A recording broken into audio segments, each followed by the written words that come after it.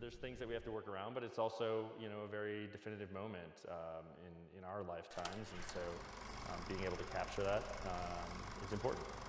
And then as a film exhibitor, we've been closed now for 400 days to the public, which is, before that, we hadn't closed for a single night.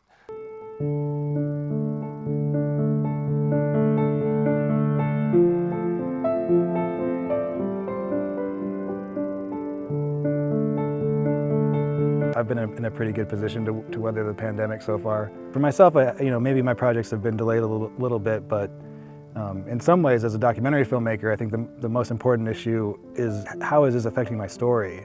I think for a lot of filmmakers right now, they're trying to figure out, do we pretend like this sort of, our whole story happened before this? Is it a sort of how does it play into the plot and the story that's trying to be told? We rely on donations and memberships to make up a percentage of our budget every year, but most of our revenue comes from ticket sales. It comes from selling popcorn. So there are challenges for sure, and as we have limited capacity, as we're still trying to enforce distancing, and as our business model is challenged, not only can our patrons not have the experience that they love to have when they come here, but our staff doesn't have the joy of putting on a show, but has to keep showing up, and so we can keep this machine rolling. We did a curbside concession program every Friday night. We've been doing private movie party rentals.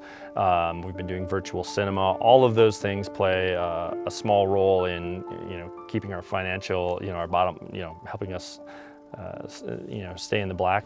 The sad reality is that the movie theater industry has been hit hard, even before the pandemic, especially, for example, second-run theaters, where I used to go to a lot. And in terms of a way back, I think it's up to the community to really rally around these spaces, especially like Filmscene. When you're inside a movie,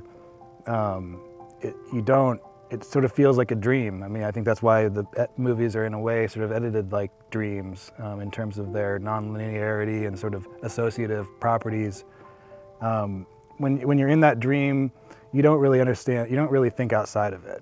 And I think the hugeness of the screen just allows us to sort of vanish into that story.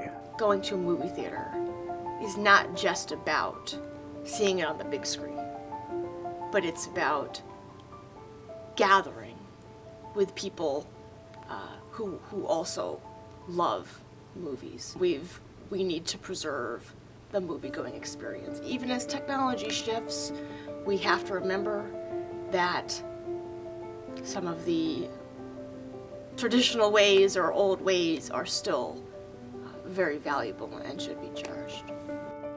Well, I think there's lots of different ways that we can experience cinema. I mean, when we use that word, it's so broad.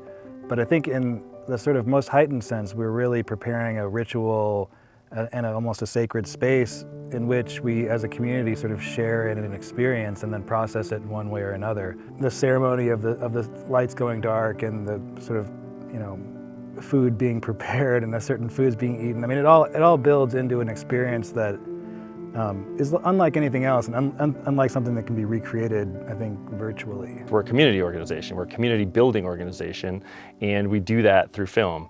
And I think that's as important now, maybe more important than it was 400 days ago. To really enjoy and engage with the place that we live, we need those sorts of places. And so I think indie art house cinema's place in the film ecosystem is actually going to be stronger after this. Yes, there will be challenges. Obviously, audiences are maybe still uncertain about coming back right away, so it might take a while to build back to it. But the reason for us to be, our reason for being is as strong or stronger than ever.